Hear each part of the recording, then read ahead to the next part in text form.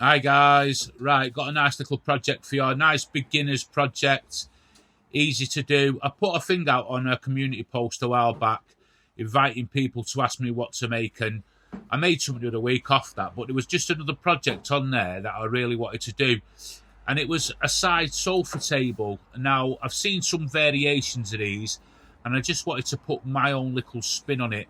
So what I'm using for this is well, initially I was going to use a piece of 1x6 and a piece of 1x8, but I turned that just into a piece of 1x6 because the whole focus of this was space saving with storage, and then if it looks good, that's a bonus. But it was more that, and I wanted to practice some more woodworking on the feet. I wanted to, at the bottom, you'll see further on in the video.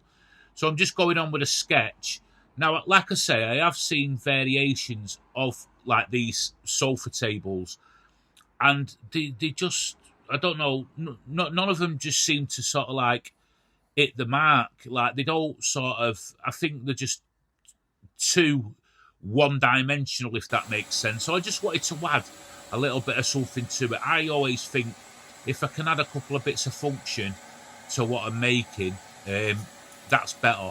So I want storage, and I want quite a bit of storage, and I need to make it slimline to fit into small spaces down the side of a sofa or at the side of a nice chair or something like that. A lot of people, especially in the UK, haven't got big, massive houses with, the houses these days that are being built are sort of like smaller and smaller. So furniture tends to be smaller. Like in my antiques business, the smaller the piece of the furniture, the quicker it sells. And that's the way it is. But anyway, I'm just going in with the 1x6. Now, I changed the 1x6 out for a different board. You didn't see that on the video because I don't know whether it was due to the weather or what, but my boards were a little bit warped. One was a little bit cut, so I've just sort of like got the best piece out of there. And then hopefully I can sort of mitigate that warping down as I'm breaking these parts down. I've done this before with other projects and it seemed to work. So hopefully it'll work on this. And if it doesn't work, that's fine because it's just like a little bit more like prototypey what I'm doing here, to be perfectly honest with you. So I'm just getting in measurements. I've got no set measurements in my head, but I'm just going with what I think will be right to give me sort of what I need. And I'm just going over here, measuring out and cutting. The weather here now is although it's still cold, it's a little bit milder. I know a few of the guys, especially in Canada, have telling me like horror stories about -30 and minus whatever. It just doesn't sound good. I don't even want to repeat it. It doesn't sound good to the old ears sort of thing. So this is for an internal section I'm putting here. You can see that warp on that board a little bit where it's out. So I'm just getting to the table saw now. Like everything, just be careful around your power tools and tech saws and that. Just use a bit of common sense.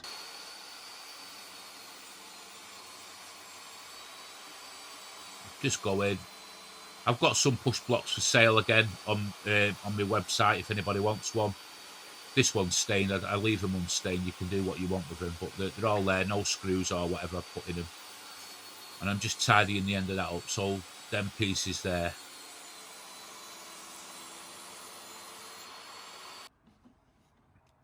So I'm just going in again, doing some more cutting.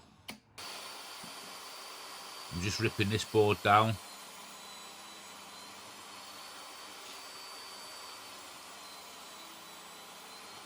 Yeah, it's the YouTube channel's going well. I'm getting some more subscribers now, and if anybody's watching, please don't forget to subscribe to the channel. It makes a massive difference. One thing I will be doing is I will be putting a video out, like an overview video of, obviously this video is the full build process. Then there'll be a video comes out the night after. I'm gonna trial it, see how it goes. I'm swapping it out for a flat tooth grinded blade here. So then that video will come out a night after, and it'll just be me speaking about the piece, the sort of drawbacks of what I've done and what I've done right and what I've done wrong. And you know, what I'm trying to do is show you, like, I'm learning, so if you can come along and learn with me, and if there's anything that you see that I do, please feel free to put it down, because like I said, and I've said on other videos, other makers and hobbyists and beginners and just general people who love woodworking see them comments, and everybody benefits.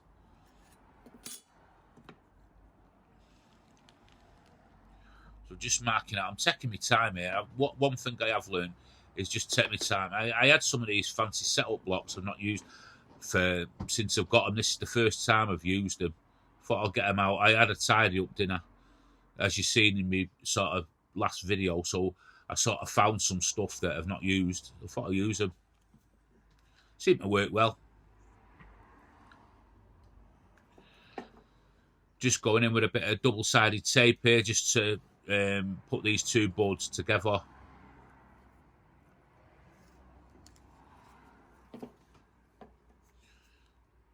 I always find this utility knife and that magnet, what I had, where I dropped the bolt down into the table saw, that and that are two really handy tools to have in your toolbox.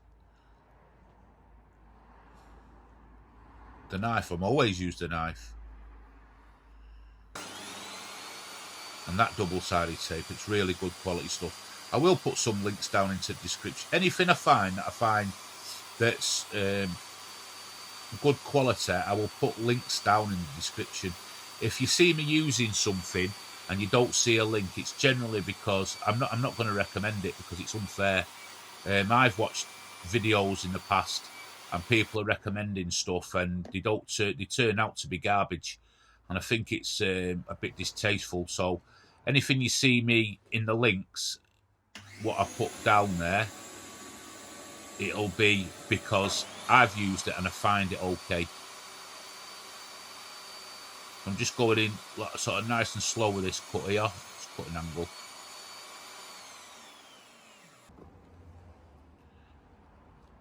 So a bit more marking out.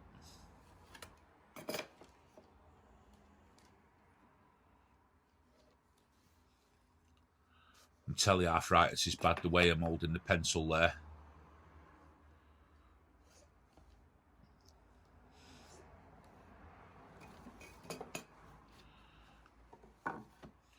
The MFT style tabletop I made, that has been an absolute game changer to me.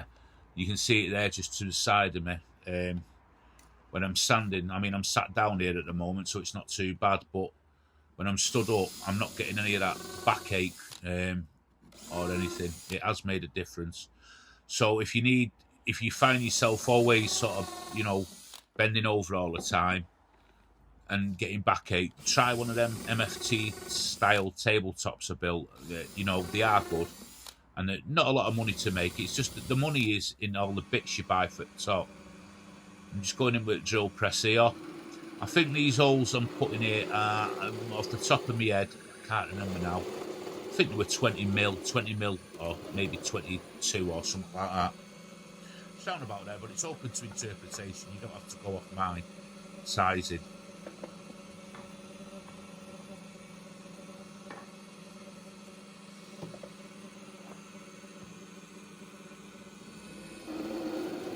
I'm going to get rid of that daft little fence you see there at the back, and I'm going to make one for this. That'll be a project at some point for my drill press. Like, you know, like we can make a table sled, and I'm going to make something for that.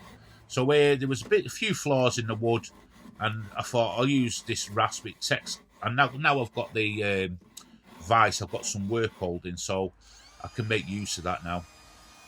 So here was a mistake. I've gone in and I've not checked the depth of the router bit, the chamfer bit. So the holes there, I notice it already here as I'm doing it. If I go into that middle hole section there, it's gonna, like, they're gonna join up, if that makes sense. So I sort of went back and I've tried to rectify my mistake by obviously making it smaller and try to justify it with a design change to it. But it doesn't sort of work right, but it's something I know for next time. So I'm going over everything now with a 180 grit sandpaper. This is good sandpaper, this. And obviously, you know how much I love me sander, me Max T. Probably not as good as a Merker or as a Festool or something like that. But you know, it's a sort of like a quarter of the price, so, or a third of the price, something like that. And it's doing me well. So Shelley's going over there, just doing some sort of, she called it accent staining, whatever that means, but I ain't got a clue. I call it staining. Just for a design look on the actual overall piece. So make sure you glue everything. I have got some glue brushes coming to sort of spread the glue instead of using my fingers. But I have, you know, I use my fingers, and I've got them heavy duty wipes that I use, and how I'm doing it works for me.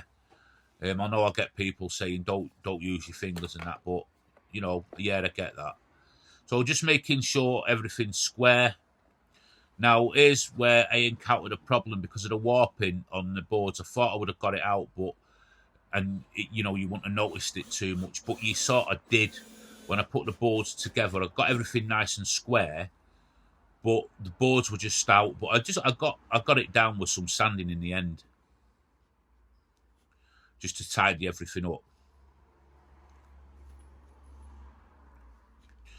I'm going in with 35mm torque screws if anybody wants to know what I use for that.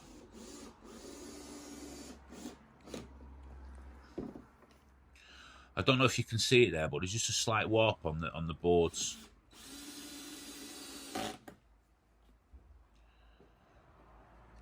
So again, more screwing and gluing. Bit of decoration. Probably didn't need to go to this far, but I put some glue and plugs in. The plugs, obviously, from my stash of mahogany tabletop what I broke up. You know, a lot of you know about that. Bit of antique furniture that was no good. Go to landfill. So I use that for various projects. Slide tap down, fits like a glove. So I'm just marking for where these feet are going to go now, and this is the test. This will know if I'm getting better at, you know, cutting sort of, my joinery is getting better. So where you see me cut these on the table saw, normally I've been getting gaps and stuff like that, but let's, you know, we'll see.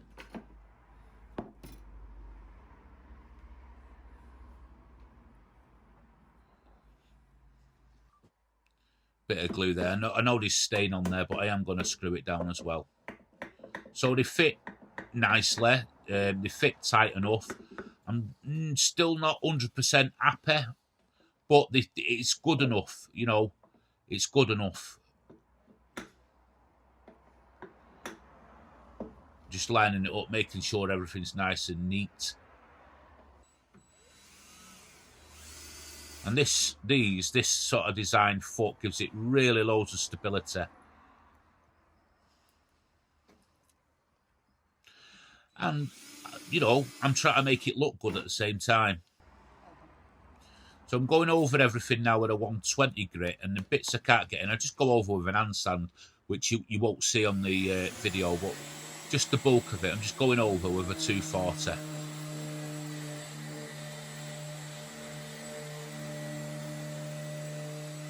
Just making everything nice and smooth.